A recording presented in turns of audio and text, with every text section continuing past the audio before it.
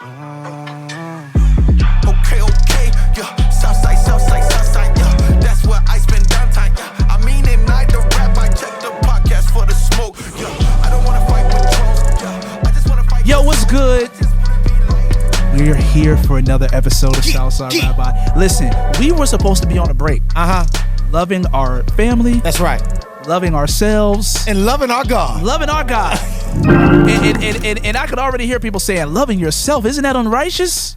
But you got to take care of yourself, man. You I'm have talking about to. mental health, man. You know what I'm saying? Jesus literally said, love your neighbors as like you love. Or love your wife as you love your own body. Oh. And he talks about how you take care of your own body, and then that means that you should. Listen, man, it ain't that I'm talking fast, that y'all listening slow. Or it wasn't that Jesus was talking fast, it's that you're reading slow. That's right. Ain't nothing wrong with slow reading. No, you gotta do it, let it seep in. Yeah. But what I'm saying is that we have come off a little small hiatus to give y'all another episode because there has been some things that have transpired in the culture. Yeah. So before we get into it, you already know this is your boy, the Dream Hudson, but I am sitting across from a man that I don't know if we should call him a man or not in this day and age where we have pronouns and different. So his pronouns is that guy, as Andy Mio said. His pronouns is Himothy. You know what I'm saying? That's this man right here. I'm talking about KB Elijah Smooth and Groove Burgess, the man that will open any Bible. It doesn't matter the translation. He will preach one of the most solid biblical messages you ever heard. I'm talking about exegeting scripture like a true theologian from the Message Bible. From the Message. I mean, it could be the man. Hey. He can pick up a Bible that doesn't even have chapter or verses. Eugene Peterson. I've never met a man that has the kind of sharp intellectual mind that, listen, this man wrote a book in 30 minutes. Debut too. You know what I'm saying? So I'm just trying to tell you the kind of mind that this man has was one that God said, I'm going to just put a little bit of extra swag on there. That's it. And then put it in his skull and then plant it in his cerebellum and let it. Crazy, so bro. I'm just glad that we can be back because we have to talk about what's been going on. For sure. And before we do that, let me just take a quick moment and say how honored I am. Okay. That's enough. So let's get back into what we are here to talk about today. I refuse.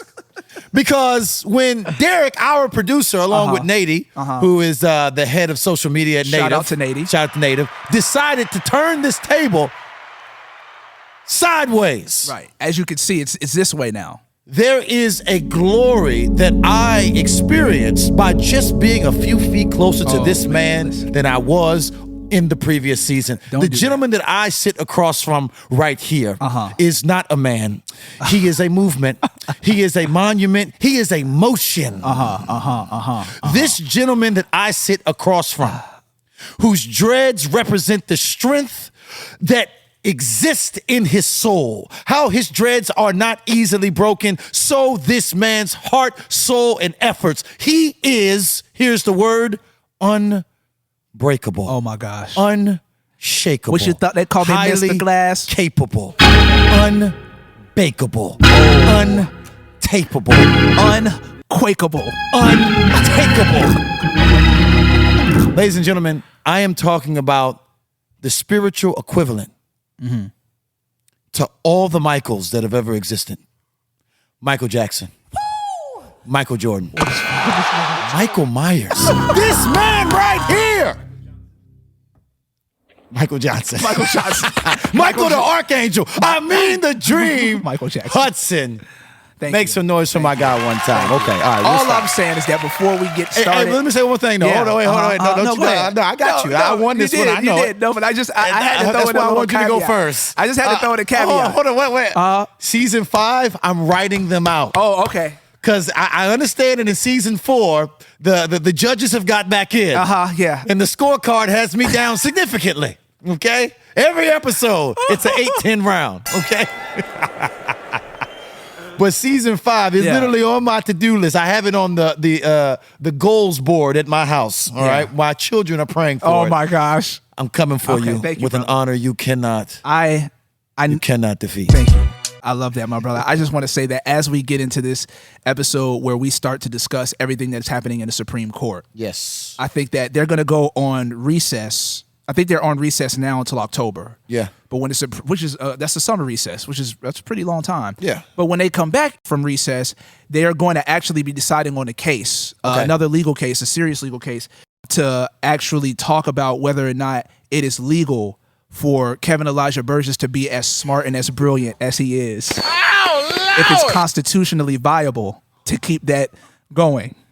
And so when Supreme Court Justice Alito comes back in, Why would you do this? Clarence Thomas, Neil Gorsuch, Amy Coney Barrett, when the conservative majority of the Supreme Court decides on that, bro. Why would you do hopefully that? what they could do is toss that. You just take hopefully your what L. they could do is toss that Why on back. couldn't he take his L? I just want to say I hope that they toss it on back to the states. I just lost again. Toss that on back to the states for the states to be able to make that decision. Governor on themselves. DeSantis is going to. It should be federally a decision that should be made in a federal court. The state should be able to. So, and then we'll see what the state of Florida has with Ron DeSantis, and then when he becomes president in 2024, hopefully that won't happen. But let's get back into it. So there's a lot that has transpired over the last few weeks, man. Yes.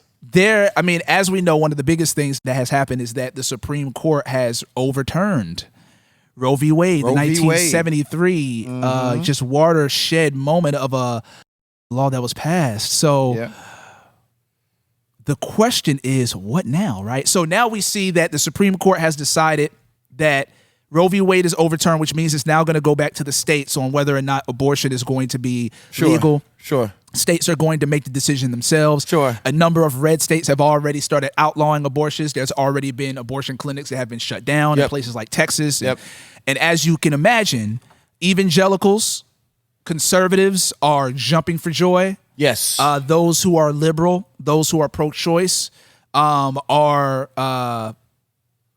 been a lot of protests. There's been a lot of of anger. With one qualification is that the Guttmacher Institute has done a bunch of studies on where the general population is on these issues. Yep, the general population is not on the side of the courts. Yes. So for the first time really in American history, since the 1970s, the general population is actually leaning pro-choice. Right. Now, up until very recently, the general population was... They saw it as kind of how the Democrats would talk about it, that abortion is something that should be rare, but should be safe and accessible. But people were leaning towards life. Now this thing has certainly turned into something that's almost exclusively talked about in the terms of rights, and that as AOC said, women woke up with less rights that morning, the morning of the decision, than they did the night before. That's what she said. However, there is a spectrum. Right. There are individuals on the right who are, this is as black and white as a 1940s film. All abortion is murder. And everyone who gets an abortion is a murderer. Right. That's the extreme on the right side. There's no conversation. There's no nuance. There is only homicide. Then on the other end, on the far left, there are individuals who see the right to terminate pregnancy up until the baby's, literally can apply for a job, okay? I've spent the last week trying to understand the arguments of people who are pro-choice. I've... No, it's good. Let that be a model for how we do things, though, that we always try to teach that at Southside Rabbi, to listen to both sides, to try to get a good understanding of both sides, to the point that you can explain both sides. Yes. Right. Because I also spend a lot of time listening to pro-life arguments, and I'm realizing that a lot of the folks that people are saying in the camp that we de facto saw ourselves in does not represent us at all. Right. There's kind of been enlightenment for me on both sides. But I listened to one individual who was, in my opinion, on the less reasonable side of the pro-choice end of the spectrum, who was saying that if, when the doctor is going in to terminate the fetus in the womb, the syringe misses the heart and the baby is born and still breathing. The question was asked to this young lady, what do we do if the baby survives the abortion. Right. There was a group of individuals that went down to Washington recently who were abortion survivors. Mm-hmm. What happens in the psyche of the far left or just the left-leaning abortion as a human right, as a woman's right? Right. What happens in that situation? And I think these folks would be on the far left. They would say then you would continue to take the baby's life. Yeah. Now, there's two ends of the spectrum. Right. But what the studies are showing, though, is that most people don't live on those extremes. Most people are in the middle. Right. So it could feel like, because Twitter and TikTok. And social media, yep. Twitter and TikTok is filled with extremes, gangs, bro. Extremes. Bloods and Crips. Right. We on the South Side, right? Yep. Bloods and Crips do not sort of explain the population of the hood at all. Absolutely That is not. a small minority of individuals that are in the hood. And then and people that use them to explain the population of the hood, it's terribly not only reductionistic, but it gives a terrible misrepresentation of the hood. That's right. Because it's like we've said on here before, the majority of people in the hood are law-abiding citizens that are trying to live their lives. The majority of people in the hood are not on the corner with red and blue bandanas or a part of any other gang, robbing people, kicking doors, like we say in Southside Rabbi. That's right. In the South Side and living a life of crime. Right. The majority of people in the hood are not doing that. It's a small percentage that is actually terrorizing the majority. Right. Yet the small percentage is they make the most noise. Projected as the whole. Yeah. And I think that's what's happening in the abortion debate. Right. There's a small percentage on both ends of the spectrum that represent the extremes of the debate, and they are the most active. Mm-hmm. They are the most political. Most political. They're the most unreasonable. They're the ones that are the least flexible. Right. Again, I have to say both sides. Right. Because absolutely, folks, I'm a religious person. Yeah. All right. So folks that would consider themselves to be evangelical or Christian or Catholic, whatever. Right. There is a spectrum there of individuals who are also gang. Right. At the end of that spectrum that are like, yo, what's up? Right. We just hit up your block. How will you respond? Right. What?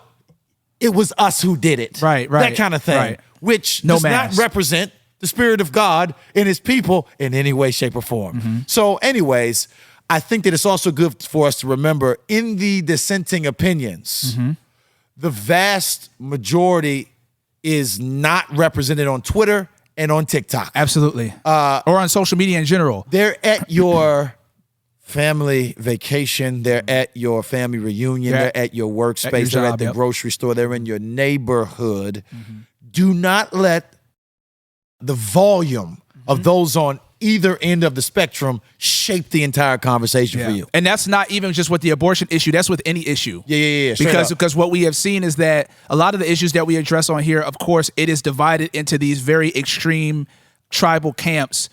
And that's what you see on social media. That and the data shows that social media, especially places like Twitter, the majority of people they do not represent the views of the majority of the public, and that folks on Twitter are way more, and on other forms of social media are way more partisan and way more politically active than regular people that you're going to run into every day. So if you use that to color how you see the rest of the world, it's going to be a very skewed view of what is actually really going on outside. And it's also going to take the power out of your witness to influence those who are around you, because you are going to be so shaped by the vitriol that you are consuming online that you are going to show up to any conversation with your guard up. Yep, and then also ready to do war, right? Not ready to do reason. Message. So that's a ready to do war, not ready to do reason. And if reason over war. Yes, and hopefully we can do reason over war, fam. Right. And again, lessons from the South Side, okay? And this isn't just the South Side. This is just when we give up on walking through things with individuals. Yes. There's only one thing left. Yep. And that is who has the biggest gun. Yep. Who has the biggest muscle. She who has the biggest gun. She who has the biggest muscle. Sadly, that's how we do politics anyway, though. Man. That is what is happening. We've seen, especially since 2016, politics has turned even more so. We have been more polarized than ever. Right. And we see that it is that the way that we are doing politics, political discussion, talking about certain ideologies, it is starting to turn into who has the bigger guns, and not who can reason. How can we reason together? I do believe what has shot our it shot our attempt to try to be more reasonable or be more persuasive or be more influential, to love people to a good place outside of legislating them to a good place. Not to say that legislation doesn't matter. I'm sure we're going to talk about that in a second. But we're just saying, what is the most effective tool the people of God have been given? Right. And I would hope that it would be the words of our mouth and the fruit of our life that should be personified by love, grace, accompanying truth. Absolutely. Love, grace, truth. Yeah, Jesus was full of grace and truth. And I think that's what has shot our confidence in that. That sounds cute to people. Oh, I hear you. Of course, we wish we can be persuasive, but the reality is, if you don't put these liberals in their place, if you don't show up like the strong man. Remember when back in 2016, Christians who had taught full classes on Christian behavior were throwing out the playbook. Yep. We need a new playbook. Yep. Because Hillary Clinton might be president. Yep. And the onlooking world watched us play by this new set of rules that was written by the enemy. And now you're having a hard time selling your point of love for life. Absolutely. That's the issue. I think that there's something that one brother said that I think was really good, that this decision for me has caused joy in my heart but disquiet in my spirit. Ooh. And for me, I feel the same way because of what you just said. That what I think that we have seen is for folks on the right, Republican Christians, or even those who would just be called conservative Christians, and folks on the religious right have adopted the ideology of the secular right. The problem with the way that I feel like Christians on the right have done politics, and I talked about this in 2016, is that they think that just because they are on the right side, I mean literal right of the political spectrum, that everything goes, right? And what has happened is that you have these Christians who are conservative, which would consider myself conservative. Me and KB has said this several times. Yeah. We are socially conservative, right? But I've seen that folks have actually started embracing the secular right. And those on the right side, the religious right, the Christians who would claim to be on the right, they almost act as if though a secular right doesn't exist. Wow. They act as if though the only people that are secular in the political space are the left. On the left. To the left. So the left are secular. The left are postmodern. The left are Marxist. The left are this. The left are that. Left. They are secular God haters who hate God. They hate the Constitution. They hate holiness. That's them. Us on this side of the political spectrum, we are on the right side. Yes. And you act as if though there's not a secularism on this side either. Right. And what has happened is, I think that what we have seen, especially since 2016, is that we have seen Christians adopt what I will call this MAGA type of politics. And by MAGA, I don't just mean Donald Trump. Right. You know what? Because Donald Trump helped boost the term, the Make America Great Again term, though it didn't originate with him. Sure. But the MAGA movement, that Make America Great Again movement, which is part of that movement of those Christians who were all sold on being persuasive and being all about love and joy and coming into the public square when it comes to politics and trying to bring biblical ethics and trying to be persuasive and trying to be winsome. Right. And then when 2016 happened and it seemed like Hillary Clinton was on the verge of winning, and the Democrats and the liberals were on the verge of winning everything, started saying to them, when there was this blue wave, they started saying to themselves, we are going to throw all of the biblical ethics out of the window, and we are going to vie strictly for power. Yes. Because the liberals can't win. Yes. We have to win at whatever cost. So then folks started justifying the new right is what some like political scientists would call it, that there's a new right. And this new right was this MAGA right, was this MAGA right that arose that could care less about being respectful.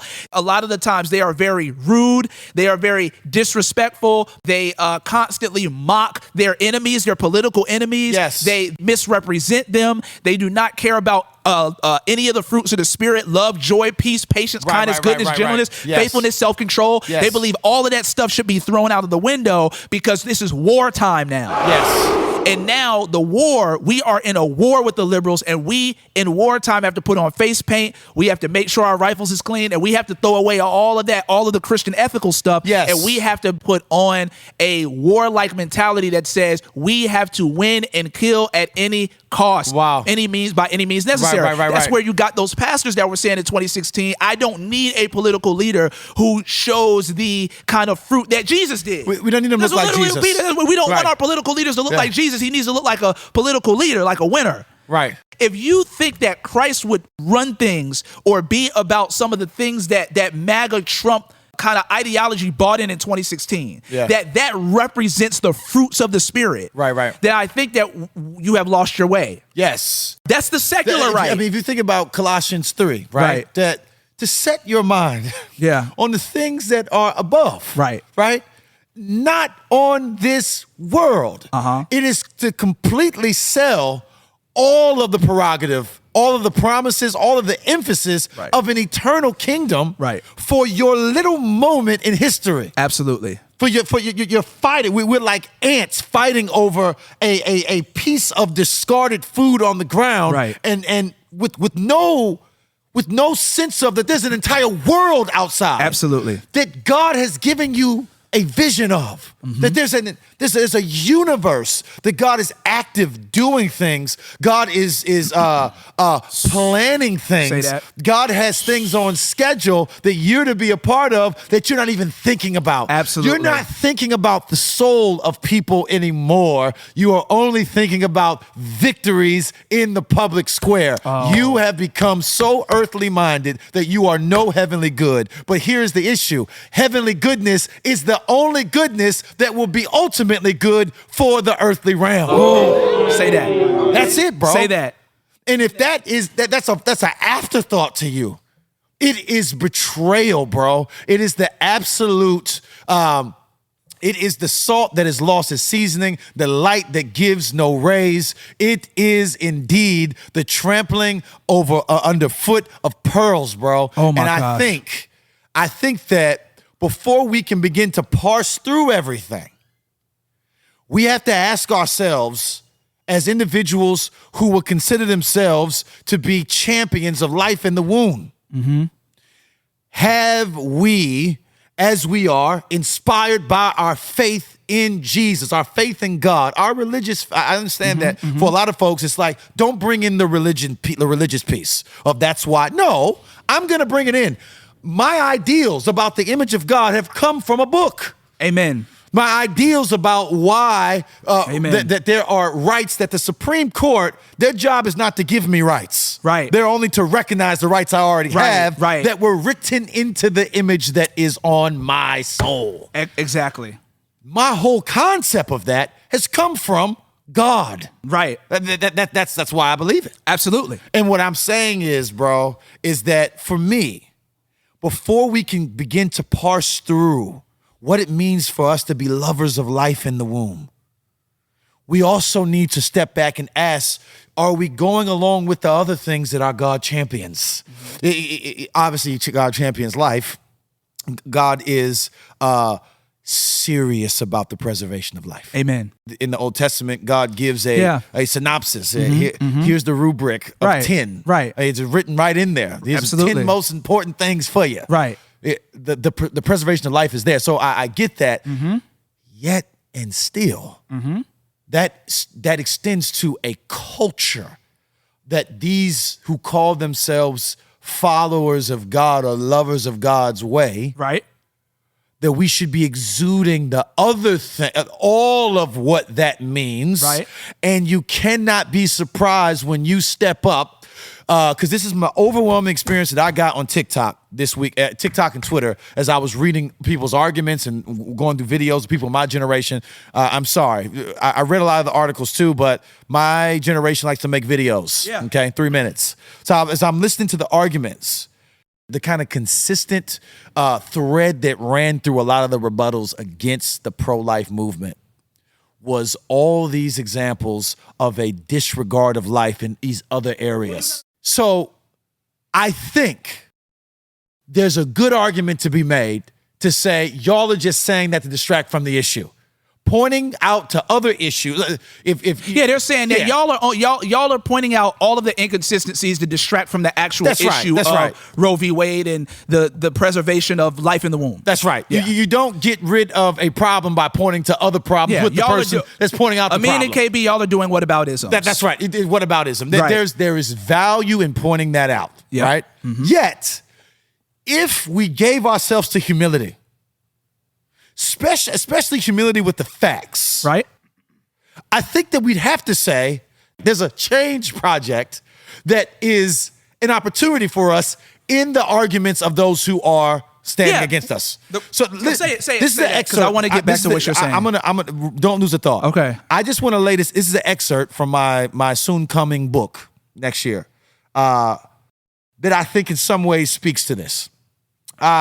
I'm talking about this is a section of the book where I'm talking about rhetoric over reality, meaning that if we're not careful, we become people of rhetoric who talk very well, but we are not people that are transferring that rhetoric into creating a new reality.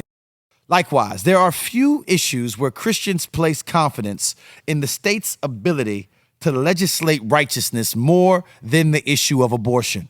Many of us are eager to protect life, particularly in its most vulnerable forms, but map the location of that protection to the polls every 4 years. Now, to Amin's point, let me just a quick commentary. The idea is that abortion would fall under the umbrella of a Christian conviction to protect vulnerable life. Amen. Right? We agree with that. We agree with that. Yet, what a detractor might say is, do you believe that that applies to the southern border? Yeah. Is your pro-life ethic consistent? Right. So like this was, I mentioned this in the book very briefly too. DACA, for example. Right. I went to a conference. You were with me. You and I taught at this conference together. Yes, we did. And the question came up to a prominent Christian leader. I'll leave his name nameless just to be merciful. Right. They asked him, hey, a lot of believers are partnering with the kind of burden of the right to end DACA, right? Mm-hmm. Mainly because it seems like it was put in place by that Barack Obama, okay? Yeah. But the substance of the program is 800,000 children, many of them fresh out the womb, entering into this country, and their parents were immigrants, would be protected. The studies show that this group of 800,000 immigrants were adding tremendous value to the nation. Especially to the economy. To the economy, lowest crime rates. These are productive citizens that have been paying taxes and are completely integrated into American society. Many of them don't even speak the language of their homeland. Yeah. Many of them have never been to their homeland. And we have friends who are DACA recipients. We have good friends that are DACA recipients. That are Christians. That are contributing to the kingdom of God in America, that are ministers. Yes. There's literally. The spiritual contribution too. Right, exactly. It was asked to this gentleman, do you think that it's ethical that believers are siding with the politicians that are a voice to their that they're towing the party line? Yep. And trying to end this. And I watched this minister of the gospel basically say that the wanting it to stay or wanting it to leave was a neutral reality. Yep. That there was no real ethical angle on this. So he leaves it to, essentially, the federal government, which ended up going to the Supreme Court. And ironically, this minister of the gospel, in my estimation, would be one of the individuals, because I believe in the local church and I believe in the pastorate. It's where we would go to help us understand how we should arbitrate morality. Right. Where it becomes more gray. Right. Right? He said he wasn't sure. However, just a few months after that, the Supreme Court looked at this and said it would be immoral for us to get rid of this. Right. Supreme Court was clear on it. Right. Filled with justices who I hope should have a good sense of morality, but I would hope that they wouldn't be the only ones, that our pastors would as well. Right. They had the discernment to say, maybe it's not good to punt children out of the nation into countries they've never been with and have them live on the streets as they have no structures. Yes. And some of these children who are now adults. Yes. That have never been to their homeland. Yes, bro. And it would just be like taking you as an American and punting you to Haiti or Dominican Republic or wherever. Because that's where your parents were from. Because that's where your parents were from. You've never been there. Right. You know the culture maybe a little bit because of your parents. You don't have any standing in the society there, no real network or connections. Maybe you do with some family. But all of your whole entire life gets uprooted here and you get punted back to a place that is foreign to you. Yes. Because this place is what's been home to you. Yes. How do you survive in the third world? Because many of the places they come from are third world countries. Right. How do you live in a third world country in a way that your life is protected? Right. So that's what I'm saying. The whole idea is that abortion should be principally falling under the umbrella of the preservation of life wherever it's found. And that is southern border life, that is DACA protected life, that is widow life, that is life that is old, right? That is life that is life of the poor. The life that is poor, that is life that is black, that is life that is brown, that is life that is female, that is life. Yeah, in general. It's the umbrella conviction. Could we all say that life is an umbrella, though? Yeah. Come on. Yeah. Like if we are looking at what the scriptures talk about in regards to life and being made in the image of God, life being protected is an umbrella term. Yes. We can't just say life being protected is only talking about the womb. That's right. Life of the womb. It's an umbrella term. Yes. It's like how we use the term sexual immorality, how scripture uses sexual immorality. It covers all pornea. Pornea. Yeah. Covers all, it means sexual immorality, that covering all types of sexual sin. Right? Yeah. And so life is an umbrella term. Yeah. And so if we are only talking about life in the womb, then we are missing and just to sharpen that point that Amenzi is making, for our people, the folks that follow us in a way that you are emboldened and discipled from a distance by what we do, our life should feel like people should be able to see that on us. Right. That we are umbrella life kind of people. That's why pro-life, as it is politicized as a phrase, often doesn't speak to the whole of who we are. Absolutely. What it is we stand for. What God has called us. What we don't stand for. Right. What God has called us to be. So anyways, I don't want to just acknowledge, of course, life of everyone. No. I want you to see it. It's not just rhetoric. Yes. And I've had moments, if I can be honest, in my own life, as I look at who are the friends around me. Are you parsing out your theology about homosexuals without loving actual homosexuals? Right. Message. Is all of your conversation around the transgender movement completely disconnected from transgender people? Right. It's easy to do rhetoric that way. You can't talk about loving these individuals when you don't want to get too close to them. Yep. Lest you seem like you agree. Yep. Is that the whole thing for you? Yep. Is the whole thing for us to be recognized and counted with our gang, as Jackie Hill Perry so brilliantly put it this week when she wrote about it, that this is like gang culture.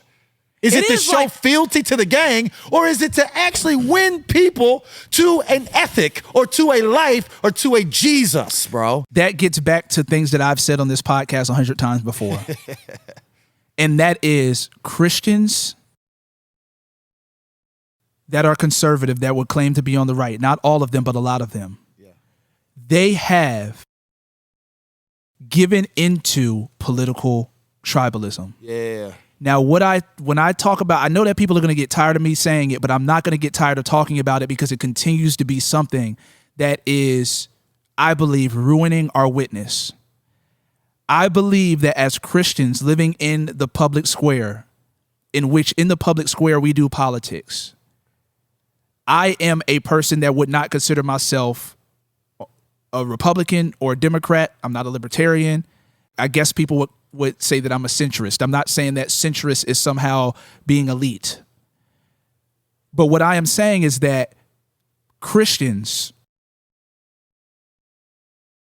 that are engaging in politics that I've seen, especially since 2016, have been influenced by a political tribe. And what they have done a lot of the times is that they have sullied their witness by punting their political ethics that would cause them to not only see the errors with the tribe, but also push back against the tribe. And they have embraced the political tribe wholesale. Wow. Now, what has happened with political tribalism is not like gang culture. It is gang culture. It's just political gang culture. Wow. Come on, sir. The thing that is so ironic about it is that you'll have people on the right that talk about black people in the hood and gangs all the time and won't recognize how they and folks on the left operate in the exact same because it's human way nature as gangs. Yes. Why? Because we are sinners and it is human nature for us to not only gravitate towards enclaves who believe what we believe, but also to feel like we are part of a community where we feel protected and valued and heard. Yes. And I think that a part of that temptation too is that you're not going to be accepted into the gang of the other side. You right. As much as you may try to show solidarity with those who disagree with you on your sexual ethic. As much as you try to show solidarity with those who are fighting for issues of social justice, you may try to show solidarity for those who are fighting for environmental justice, so on and so forth. There are all kinds of camps out there that are doing work that we would agree with, right. But we will never be at home in any of them. And that's one of the things that is frustrating about when you hear Christians that talk about us, label us critical race theorists and these social justice liberal Christians or whatever, is that they don't recognize how much the liberals hate us. Yes. Even though we would agree with them on certain issues. Right. As if though we are a part of them and not a part of the other side, sure. Which shows you how tribal it has become. Yes, sir. That you are saying, you're not with us, so you must be with them. You're not blood, so you must be Crip. That's right.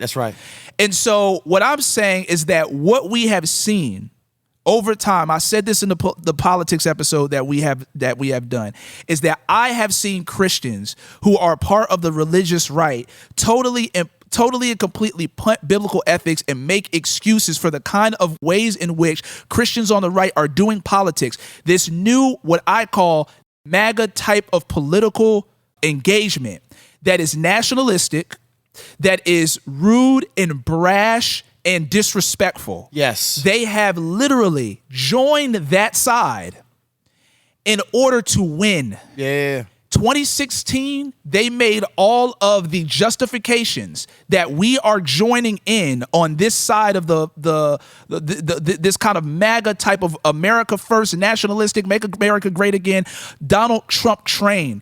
Right. Now, one of the things that I think that Christians on the right, which I don't have problems with Christians being on the right, sure, as long as they're on the right in a way that I believe honors God. Yes. And what has happened, just like if you're on the left, you need to be on the left in a way that honors God.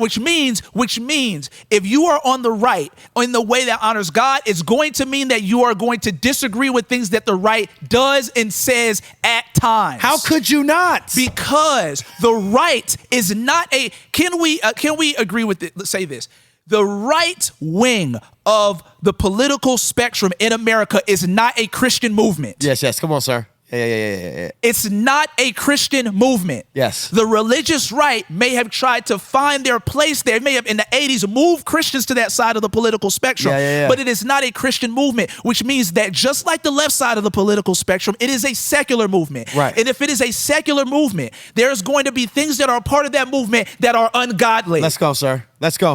But what has happened is because we want to win so bad over the left, and a lot of that has come out of fear, KB. It has come out of fear that if the left wins, they are going to transform America into a secular utopia, which would really be a Christian nightmare that is going to become Marxist and is going to start bringing all kinds of social persecution on the Christian, and all of our rights are going to be restricted, and that is going to start messing with what it means to be America, messing with what it means to be American, and then messing with what it means to be a Christian. Yeah. And we can't have that. So we have to link arms with these guys on the right in order to defeat the left. And I think that comes out of fear of losing to the left because of what the left is going to do to your country. And for me, fear is the worst thing that can motivate you as the Christian, because what it would cause you to do is start compromising on biblical ethics in order to side with the party that you believe is going to win and keep all of the persecution and liberalism, crazy neo-Marxist liberalism away from us. Wow. And if your biggest fear as a Christian on the right is neo-Marxism and liberalism, which I'm not saying is okay. Sure. We've seen how that stuff has worked in countries throughout history. It has decimated countries, decimated economies. They've brought in more oppression in the name of liberating people. Liberating people is oppress people, kill people, murder people. Right. I understand that. However, you can do both and. You can stand against that without also standing for a part of your political wing that actually starts embracing things that are unbiblical in regards to ethics. So what is going on is that Christians on the right are not creating a third way. Some Christian folks on the right look just like the secular right, to the point that when even the world looks at you, they see no discernible difference. If you are a Christian and you are on the right, again, I hear you. I have no problem with that. But if you are a Christian on the right, then you, as God's child who has called to be set apart from the world, to be salt and light, to be light in the darkness, to be sanctified, set apart, put aside for God's use, that means that you will on the right look different than the secular people on the right. But what we have seen is that Christians on the right side of the political spectrum a lot of times look exactly like the secular right, to the point that there is no discernible difference. There should not be a conflation of you and Ben Shapiro, who rejects Jesus as his Lord and Savior. I'm being honest. Ben Shapiro, I've said it before, I'm not trying to crack on Ben Shapiro, but Ben Shapiro has explicitly said that I do not believe that Jesus is Lord. Right. And it seems like Christians on the right have no problem linking arms with him and looking just like him in almost everything that they do. And everything that they say, and everything that they believe, and everything that he supports, and everything that you support. There's no discernible difference between you and a man that rejects Jesus as his Savior. And newsflash, if Ben Shapiro rejects Jesus as his Savior, he is just as bad as Hillary Clinton, who rejects Jesus as her Savior.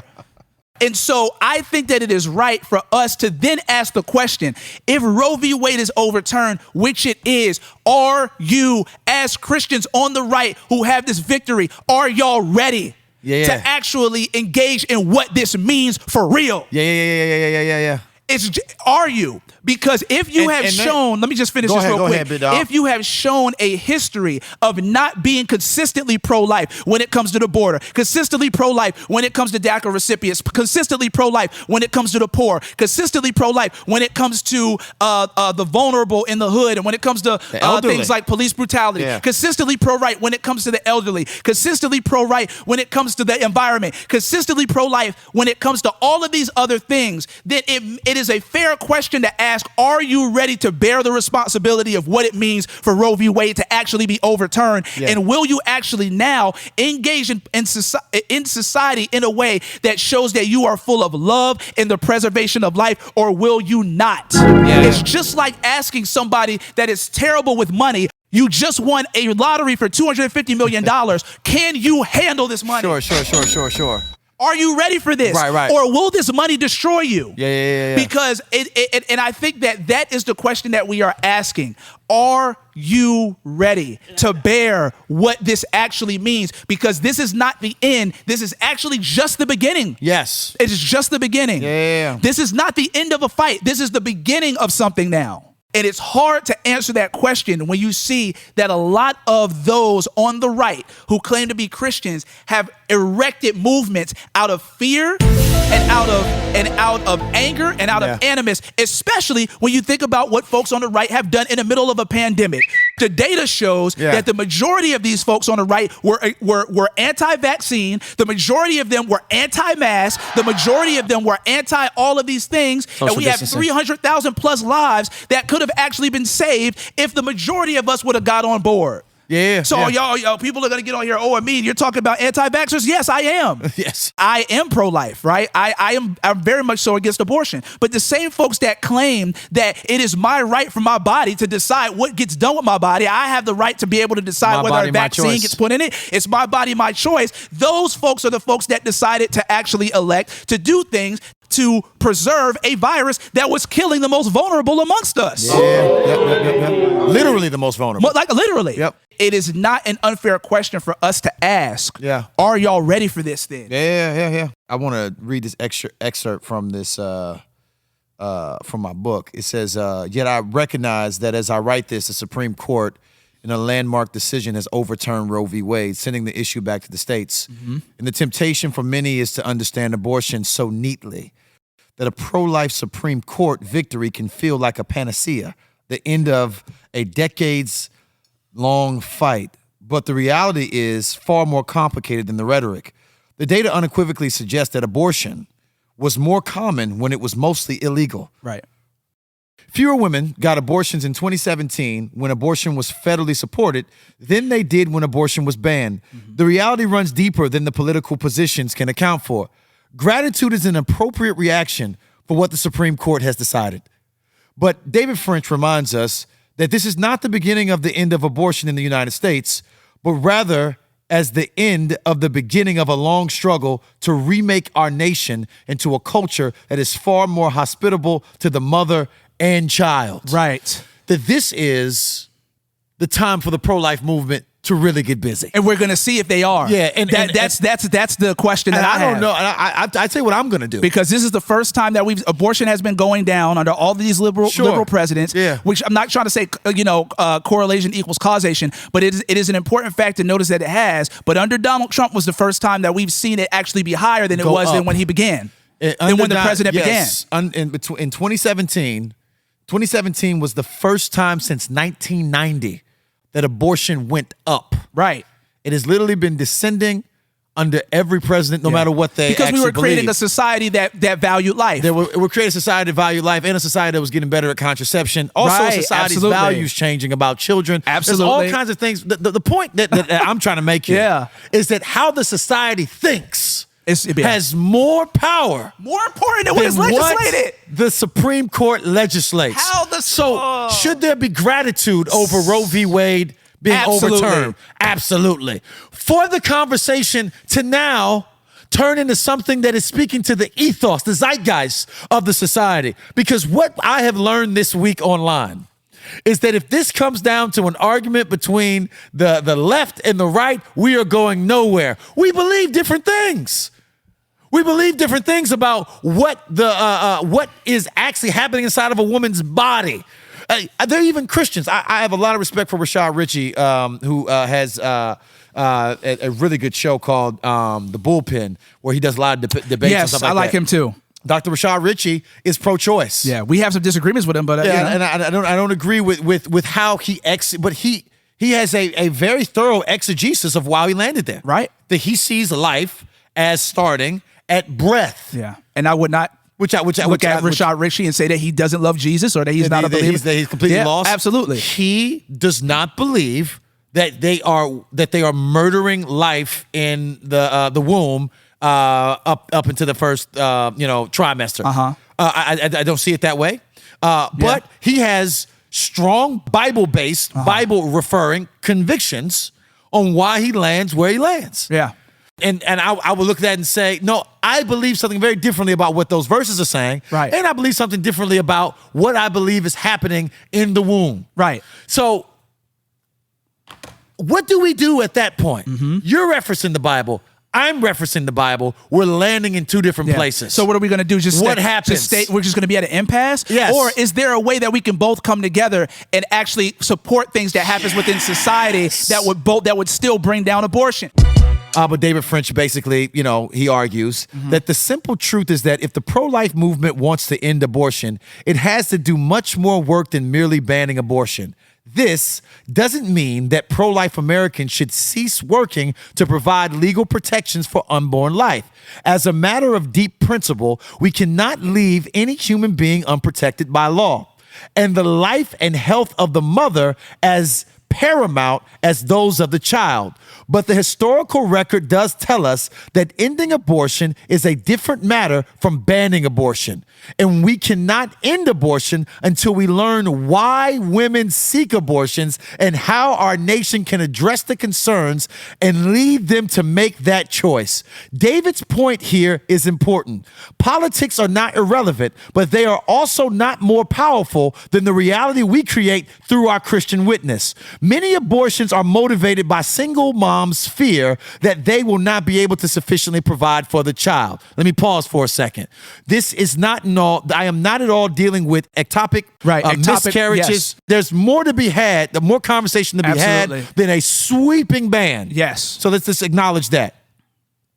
Laws aside, how do we continue to incentivize life by creating a culture that welcomes, sustains, and helps mothers to flourish? Studies show that many women who seek to terminate their babies do so as a last resort. And historically, that last resort has not become less attractive by law and condemnation, but by grace and empowerment. Because often in the context of the church, the fear of provision is compounded with the fear of being shamed. While virtually every church would tell single mothers that abortion is wrong, how often are churches willing to throw a baby shower for a young unwed mother-to-be? We all agree that a baby is a gift from God, and therefore we want mothers to safely bring their babies into this world out of their duty to God. Yet our actions often don't communicate that those babies born out of wedlock are as valuable to God as the ones that are born in wedlock. We don't celebrate them as we should. We don't congratulate the unwed mother on bringing new life into the world. If we genuinely cherish new life, we would rally around the unwed mother,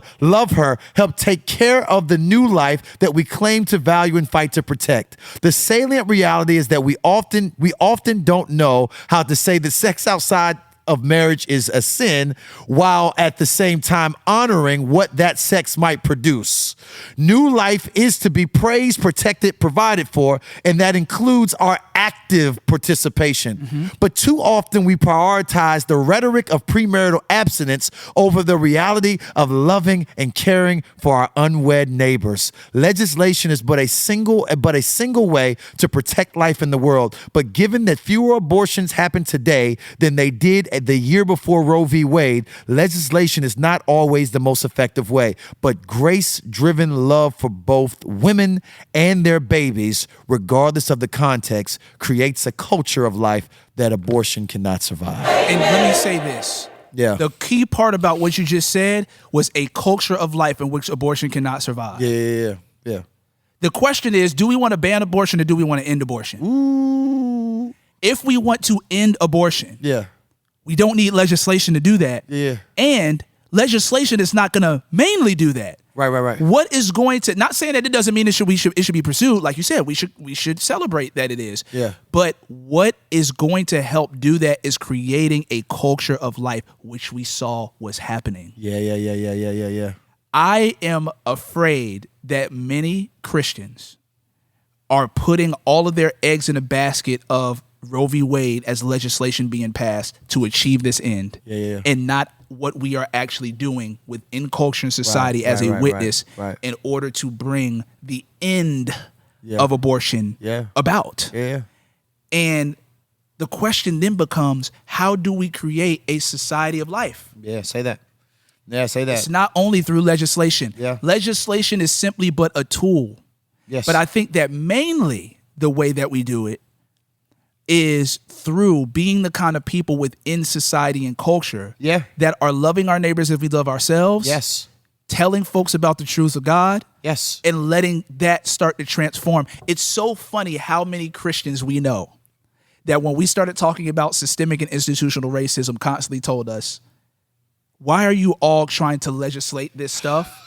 Why are you trying to change laws around race and do all these things? Policies. What you should be, why are you trying to bring forth policy Systems. and system change? What you should be doing is simply preaching the gospel and let that permeate throughout culture and change everything. But they did not believe that about abortion. Hey, free smoke, hey. So you believe, so preaching the gospel only works for racism, but it doesn't work for abortion? Why are you not telling all of your pro-life people to stop trying to legislate and systemically change things about abortion? Right. Why don't you just get involved in preaching the gospel within culture? Let that permeate throughout culture and create a system of life, and then that will change abortion. Wow. When we have said that to those folks, they've been like, what? No, Roe v. Wade has to be overturned. Right. But when we say that about race, yeah. oh, no, just preach the gospel. Why do we have to start changing policy? Why do we have to have the Supreme Court?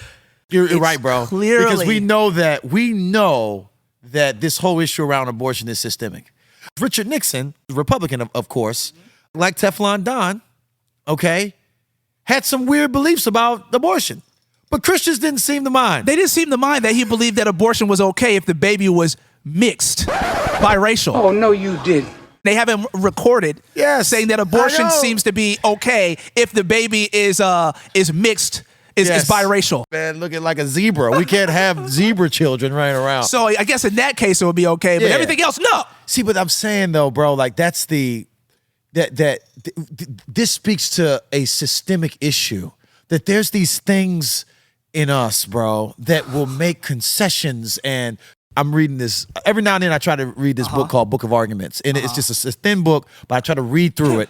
Try to read through that. It's good to know that. It talks about logical fallacies. My mind. Logical fallacies. Yeah, I like that. So, but there's the critical thinking section has the phrase wishful thinking. Now we've heard that before, right? But wishful thinking is this, especially when it becomes like a pathology, bro. Yeah, is that you walk around just bridging the gaps to reality, bro. Right. Things that are clearly off. You say, well, I don't know. Like we're talking about like how serious we are about marriage and not getting divorced, but then you'll have your main leader has had 5 of them. And you just somehow, you know what I'm saying, just bridge the gap because there's always the joy set before you. The Bible said Jesus endured the cross for the joy set before him. The joy set before you, fam, is that we would be able to live in a society where we have the power, bro, and we get to keep our little piece of land. We get to keep the way we've always done things. We get to stay on top as the dominant religion, and racially, where there's not like a little brown folk coming in, but not too many now. Not too many.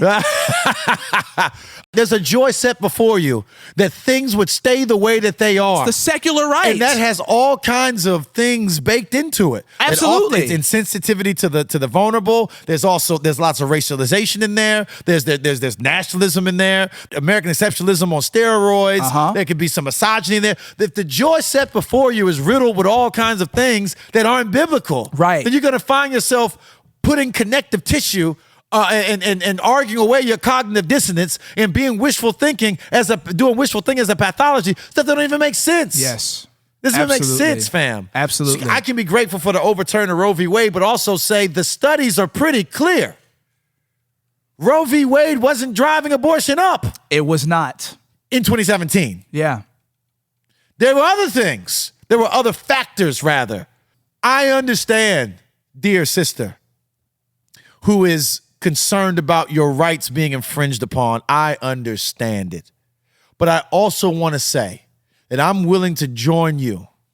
I'm willing to join you in a social contract that when it comes to life, that we cannot haphazardly, quickly, or conveniently end that without serious considerations. Oh, yes. Now, let's be clear. We live in a nation that ends life on purpose. We do it in prisons. Right. We do it in people in vegetative states and hospitals. Yes. Okay. There's all kinds of examples. Right. Of it being good for us talking about the difference between killing and murder. Right. All right. Intent matters. It does. Context matters. Yes. We got to have a conversation, sister. That's all I'm saying. Yeah. Can we at least say that this is not something that we can, what I will not at all accept is the clump of cells argument. We just can't do that. Right. If there was potential that the clump of cells might turn into a zebra, it might actually develop into something else, we have another conversation. Right. Can we at least say that there's some mystery in the womb? And that we got to handle the womb delicately. Right. Because all of us started as what is commonly termed as fetuses. I am the fertilized egg. I am that today. Yeah. I've just been around longer. Yeah. But that's who I am. You're still a clump of cells. That's right. I mean, if you really want to talk about a clump of cells, you still are a clump of cells today. Think about that. Dear sister, babies that have survived abortions, who are now walking and talking about their stories and advocating for rights being applied to humans in the womb. When you think about their stories, realize that these are people, right? Growing up, one of the ways that my family tried to keep me and people in our family out of going into the streets, joining gang culture, is driving us by a graveyard and saying, you know what we see out here? These are doctors, lawyers, soldiers, presidents, the cure for cancer, the cure for AIDS, the next revolutionary vaccine, life on the moon, being able to start a colony on Mars. All of that is buried in these graveyards. Right. Don't join the movement, sir. Yes. And what I'm saying, can we not just run past the potential life? Can we not just run past the miracle of life inside of a woman? Can we just sit for a while and not make this, it's in my body, I can do what I want? Right. Because let's be honest, statistically, the vast majority of those who are ending life in the womb is based on a bunch of arbitrary and oftentimes subjective reasons. Right. I don't know. I know almost zero men who, when their wife got pregnant, said, "Oh yeah, we could definitely provide for this." Right. I remember a brother pulling me. Dude's like, I will never forget. I had a brother one day pull me outside of church. Yeah. After service, he said, "Bro, I got to talk to you." I said, My life is over. Yeah, I thought something was wrong. I was like, yo, what happened? Brother X, I'm gonna call him Brother X. Brother X, what happened, man? What's going on? He said, "Bro, my wife is pregnant again, bro." Oh, Lord. He was so distressed. I literally saw it on his body. He was like, my man, like, I'm running the numbers, cuz. I don't know what, because he already had like 2 kids or something. Yeah. He was like, literally, like, I don't know what I'm gonna do. And I don't have kids. I still have kids yet, Lord willing, soon. But I was like, bro, calm down. He was like, bro, I just don't, I don't know what we're gonna do. I don't know how we're gonna handle it. I was like, brother, yes, God has provided for you before, and He will do it again. I see the move. Yeah, and I was just like, I get it. I said, I get it, bro. I know that you're, I'm trying to get it, but I was like, I know you're concerned, bro. But I think that you're gonna be okay, bro. Can I say something real quick, Yeah. bro? So my mentor in college, he's still my accountability partner. I confess sin to him all the time. Right. Aaron Bryant. Aaron was poor when we were in college, bro. I know you. Yeah. Poor, bro. He'll tell you I was poor. He's not poor no more. He ain't poor no more. He doing good. He doing good now. He doing real good. Me and him talked about that, but he said he was poor. He wasn't poor. He wasn't poor. He was poor. Right. 6 figure, boy. He wasn't poor, but he was poor. He was poor, cuz. He couldn't afford the R. There's a difference between poor. He couldn't afford the R. He just said, just poor. Oh my gosh, man! Said he on the government forms, they say, "Sir, are you poor?" He said, "No. No. That's way more resource. I was, brother. R is for resource, and I don't have that. I'm poor. I'm poor. P.O. Anyways, said he could not afford the R. Go ahead, bro, fam. And again, crisis when his wife got pregnant. Crisis, bro. And with every one of his 4 children that he had in poverty, God provided for each one of them. He said he would sometimes do the books, bro. And he said that he would not know where the money came from, but it would be what he needed. And all of his kids, not only were they well provided for and fed, they're all in college now. They all have been able to move on with their lives and are doing wonderful things for us, for this world. They're contributing to us. They're keeping us safe. They're helping to develop technology, fam. And what there are studies that will show, and I never hear anyone talk about this in the abortion debate, because we want to be sensitive to women's rights, because we've been so insensitive to them in the past. Yes. So I totally understand that. Right. But no one talks about the studies that show that we are not good, we are not great at discerning how we'll be able to handle things in the future. Yes. We're not great at it, bro. That's true. Yep. We usually we underestimate. Yeah. We catastrophize all or we the time, bro. No one talks about that. Yep. We know that it's not easy. We're not saying, dear sister, you can do it, it's just going to be all good. No. Yes. We know it's hard. I can't talk as a woman, but No, I we can can't. talk as someone Who was from poverty, raised by mother in poverty. I'm glad I'm here. Yeah. I'm glad I'm here too. I just hope that this isn't coming off as slam dunking, because that's No. That's what I've been seeing all week, is just people Dunking, through the legs, bro, behind the back, tomahawk. Take that. And it's like, is this really about preserving life? You want to mock and literally, and these women that you are slam dunking on can get pregnant and have babies. Absolutely. This is what you want them to hear. Yep. You want them to hear you slam dunking on them? You think that incentivize? Right. I was going to say, you think that that's going to make them less less willing to get an abortion if they could? Yeah, No, it's I'm definitely even not. thinking about. We read the story that the Chriselle from Selling Sunset, yeah. put that post up about this lady who baby was dead inside of her and killing her as a result, and where she had to go to get the baby out, and on the way, what she experienced with the protesters outside of the calling clinic. her a murderer. Yeah, Absolutely. yeah. I understand that in a lot of ways, I'm here as a Christian who believes in protecting life in the womb very, very strongly.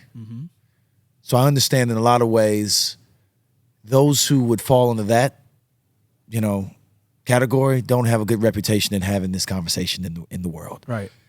If you would hear me out for a moment, though, is it at least reasonable that we help women think about the decision that they're making? Right. Because it is a big decision. Studies also show that aborting a child has dramatic psychological and physiological effects on a woman when they do it. This is not like going to get a wisdom tooth removed. Right. Think of what happens between a woman and her baby during the pregnancy. Yeah. All the ways in which their bodies are synced up, all the ways in which what the mother is doing has impact on the baby. Studies are showing that how the mother's stress levels, what she's going through in her world. Let's say she's living in like poverty and they're worried about how they're going to eat, stuff like that. Those things begin to traumatize the baby in the womb. Exactly. Yeah. Begin to shape the baby's personality in the womb. Yeah. The personality, the consciousness of that child doesn't just start after they breathe. Right. There's forming happening in Absolutely. the womb. In the womb. Yeah. It's life happening. It's life happening in the womb. Yeah. And I'm saying, can we at least say that we all can agree, basically as a society, we all agree that not aborting is ideal. Absolutely. We all agree on that. And a lot of liberals, I just wanted to point out to my Christians on the right, they would agree with that too. Yes. That abortion is not like really like a common good. Those who listen to Southside Rabbi who are pro-choice, would you be willing to partner with us in this, that we would simply try to fight for the best possible outcome? If we're gonna, can we link arms in that? That we're going to try to fight for, regardless of what the law is, we want to fight for the best possible outcome for the mother and for her baby. I would hope so, because I would hope that we can partner with these centers to give women resources that they need. Because what we've seen lately is these crisis pregnancy centers have been bombed. And and underfunded too. Yes. So they're being bombed on one end. After Roe v. Wade was overturned. They've been bombed and desecrated. Yes, and then you got the and they're fact underfunded. that there's 100,000 churches in the city and they haven't given a single dime to any of them. To the pregnancy centers or volunteer, because they're all not only are they underfunded, not only are they underfunded, but they lack in volunteers. Yeah. You know what I'm saying? And so let me just leave us with this. Thinking about what it says at Hebrews 11, where we see the author of Hebrews talking about the Hall of Fame, or the Hall of Faith Hall of Fame. That's what I'm going to call it. The Hall of Faith Hall of Fame. It is the Hall of Fame. Yeah, it is. The Hall of Faith Hall of Fame, right? And I think about what it means for us as Christians, as I talked about us talking about the preservation of the nation and all of these things. And I think about what it means to remember that we are to be set apart, and this is not our home, y'all. I'm not just talking about America. Jesus says this world is not our home. Hebrews 11, 13, I'll read down to 16. Talking about those in the Hall of Faith, Hall of Fame. These all died in faith, not having received the things promised, but having seen them and greeted them from afar, and having acknowledged that they were strangers and exiles on earth.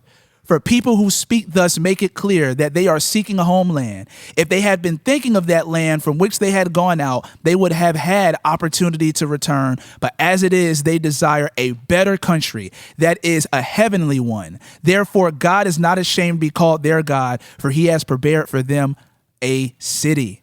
Nice. Us as believers, as those in the Hall of Faith, Hall of Fame, we have to be desiring a better country. I love a it. Heavenly one. Come on, sir. That is what we are called to. Come on, sir. We live in this earth as exiles, knowing that there is a better city, a better country, a heavenly one, in which when you get there, our Lord and Savior Jesus Christ, reigning in all his glory, will not have the Constitution of the United States on his desk or mounted on his wall. He will not have a picture of all of the presidents mounted on. It's not going to be Theodore Roosevelt and Ronald Reagan on his wall. He is not going to be flying an American flag in his office. It is going to be the Constitution of the kingdom, which is his word, and the flag of the kingdom, which will be stained in his blood.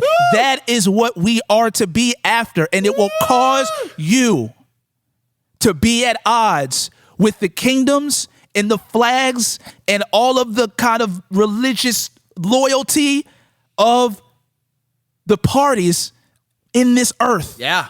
The kingdom is the priority. The kingdom's flag is the flag that we raise, and God's word is what we champion. Come on, cuz. Let that be how we live our life as exiles desiring a better country, a country that will be better than the United States of America. That is the country that we look to preserve, that God will preserve, and that is the country that we are inviting everyone to be an ambassador of. We are ambassador of the kingdom. Let that be the way we live our life. This has been Southside Rabbi. Special edition. Special edition. Special edition. We'll see y'all season 5. Love y'all.